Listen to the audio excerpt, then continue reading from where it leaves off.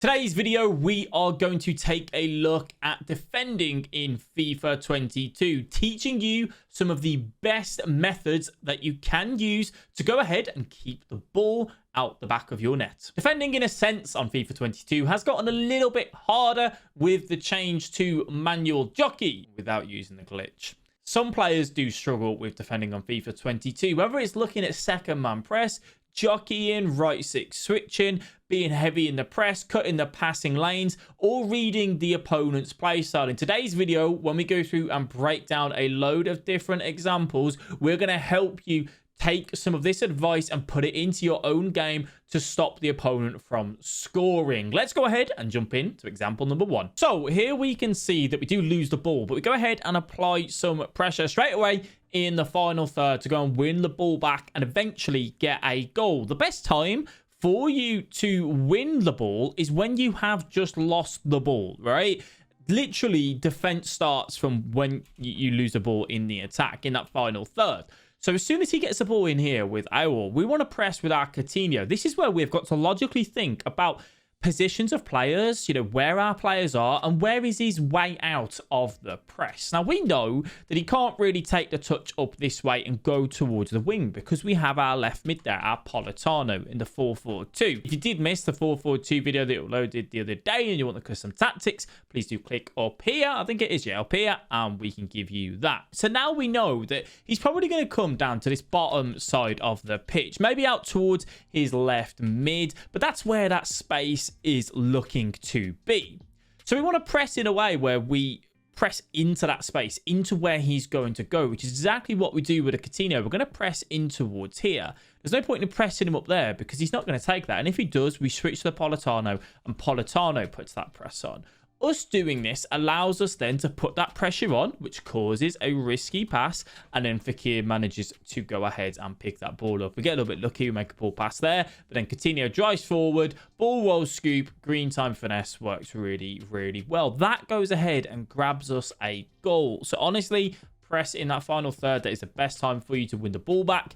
One of the reasons for this is purely that what players don't think about when they're defending is where's my way out. One of the things that I always teach you guys is that when you're defending, always be kind of thinking about where can I pass out? Where is my way out? Where is my way out of trouble?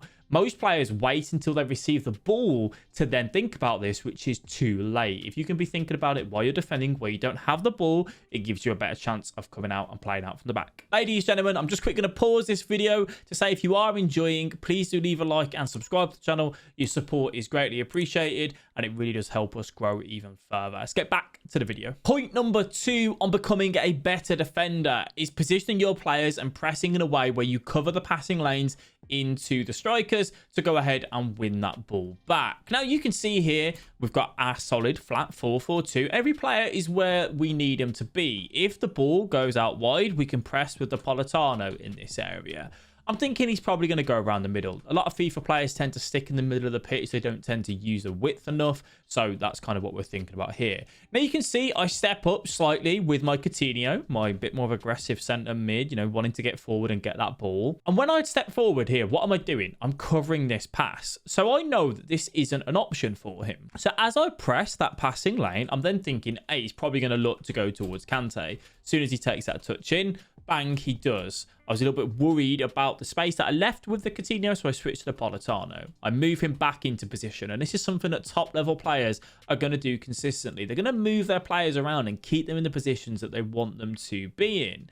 Now, we do switch over to the Petit and the Coutinho again, constantly player switching, using that right stick and keeping them where I want them to be. I have a lot of you guys in the comment section saying, my players are all over the place. They're not where I want them to be. And that's because you're not manually putting them where you actually want them to be on the pitch. Right stick switching is crucial. Again, we've done a video on that, so click up here if you're interested in that. Now, when he comes into here and he turns in, what is the key part? He sent that Owen on a little bit of a run, and now he's not really got many options. So I want to come forward and press this lane. I know that I've covered this pass to Salah, right? He can't pass there. His only logical pass forward is a bit more of an ambitious one into Michael Owen with Kante. I want to cut that out as soon as I possibly can.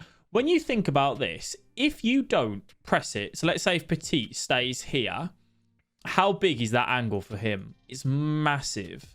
But as soon as I start to get closer, what happens? The angle gets smaller.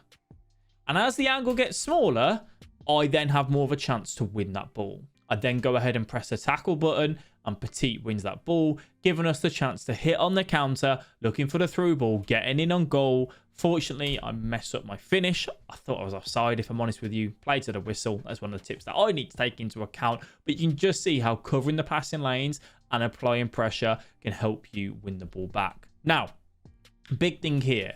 You have to make sure that you've covered the passes to the strikers as best as you can to apply pressure to the ball holder. If you haven't covered that pass to the striker, they will just pass it forward and get up against your centre-back. So you have to be very careful of this. First of all, cover the passing lanes and then apply that pressure. Next up now, and talking about when actually can you be aggressive in defense. Like, you know, I always talk about don't pull out your centre-backs, don't pull out your centre-backs, don't be too aggressive. But there is time for aggression. And the more that you play FIFA and the more that you get an understanding of where your players are and kind of being better with your vision, this is something that will come. And you have to find your sort of balance, right? I am quite an aggressive defender myself, and at times that is risky, but most of the time I do end up winning the ball back, which is what allows me, you know, to win, obviously, FIFA games. This ball comes straight in here. Now, a lot of the times we tell you, oh, grab your centre mids, pull your centre mids back and get them into there, which, yes, that is, as a whole, what we want to do on FIFA.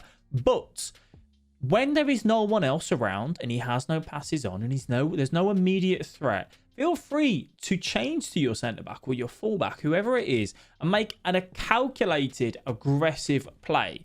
When this ball comes into Rashford, right, what can he do? Really, nothing. He's either got to turn backwards, he's either got to try and skill pass me or go up towards the wing. So I make an aggressive play, noticing that he's took a heavy touch with sprint and going, I am going to close you down and come across and actually press that tackle button. And when I press that tackle button, I go ahead and win the ball. And why is that kind of all worked out the way that it has? Well, simply put, just because he had nothing else on, unless he takes a touch here without sprint, and he takes a normal little left stick touch, and maybe he tries to ball roll scoot past me, elastico, something aggressive from the attacker. Other than that, this is almost free calculated aggression for me to get there. Do note that, you know, as this comes into this area, we're 34 minutes into this match now. I've kind of got a bit of an understanding of how this player works and thinking about what sort of skills he has in his locker, and I haven't seen all too many, so I'm allowed to be this aggressive. Now, if I was playing against someone who is a very good skiller and is happily wanting to take me on in these scenarios, that's when you would back off and go, actually, you know what, I am going to keep my centre back there, I am going to grab my Petit, and I'm going to get Petit goal side, and I'm going to press with Petit, because at least then if Petit gets caught out of position and you don't win the ball, you have still got your centre back. Whereas if I do this and he does take me on and he gets past me, I'm then left with one centre back, he's got one extra man, and that's when trouble will arise. So make sure you do have some calculated aggression, and that will come with more time and more game experience. Moving on to our next tip, and it's actually something that I do wrong, but I just wanted to show you this because, you know, no one is perfect and you will make mistakes as you're learning and as you're getting into these sort of positions. And it comes into here. Owen, I wanted him to turn back. He didn't do that. And again, this is where you have to think about where the space is and where the options are for the opponent. Owen takes a touch, right? He might look for a 1-2 and go in behind there. He might go out towards the wing. But what I do is I hold the R1 button, RB on Xbox, R1 on PlayStation, for second man press. And we now can see the green icon above my Regulon's head. So he's now going to press the Michael Owen. What does that do, though? Well, if he did take the touchdown there, it probably would have been okay. I'll put a little bit of pressure on him. I'm manually controlling Petit. What it actually does is say to the opponent, hey, look, I'm going to step up here and leave a bit of a gap there for that right winger to attack into. Would you like to do that? And that's where I make my mistake. I shouldn't have been holding the R1 here. That aggression causes him to just take his time and go for that. And now look where my left back is. He is here. He's completely out of position. So now I have to have my left centre back come over and cover for that. And why is this such a danger? Well, it then means that we don't have our two centre backs up against his strikers, up against his men that may be available. So you can see here, that's what I'm worried about. I'm worried about this pass out from the wing, the driven pass into the striker's feet. So I try to grab the petite to pull him across and get him into that lane to stop that from coming altogether. What I should have done is probably just switch to my delete and manually covered that pass there. He goes to that driven pass, gets a shot off, check, makes a good save. So as you're learning and as you're, understanding on how you want to be as a defender and how you want to be aggressive, just know that mistakes will happen and that's okay. Just know how you can learn from them to avoid them from happening in the future. And then for our last point today, we're going to talk about how to press in the middle by actually thinking about what is the most logical play for the opponent and where else could they go. So you can see here, he lays the ball into Hullet, right? We look at this. We used a little bit of second man press there with Zaha just to pull him up ever so slightly, but nothing too major. Put yourself in the mind of the other player and try and think about sometimes the most logical play and do the opposite. When you always go for the logical play, which would be to take the touch up here and look for the Kessie, right? That's what I expect him to do. So if he expects me to do that, for me to press that, then he wouldn't do it, right? If he takes that touch up to there, I press him there and win the ball. So he might think, hey, look, he's going to think I'm going to go there. And I go, no, I know you're going to go there. And again, this comes from just time, more games under your belt, you'll start to understand. And instead, I press this way, which isn't necessarily the right way to press because that's the most logical thing. But if he does take the touch there, it's not be all and end all. As long as I don't pull Petite out so much that this passing lane would open, I actually might have a chance of winning the ball here. And what does he do? He goes exactly into that. Now, that is a guessing game. And that guessing game will only come the more that you play and the more experience that you get under your belt. So then, ladies and gentlemen, I hope these few tips have helped you become a better defender and get an understanding of what you can do on FIFA 22 Ultimate Team to stop the opponent from getting inside that 18-yard box. As always, thank you all very much for watching. It is greatly appreciated. I'll catch you in the next video. Bye-bye.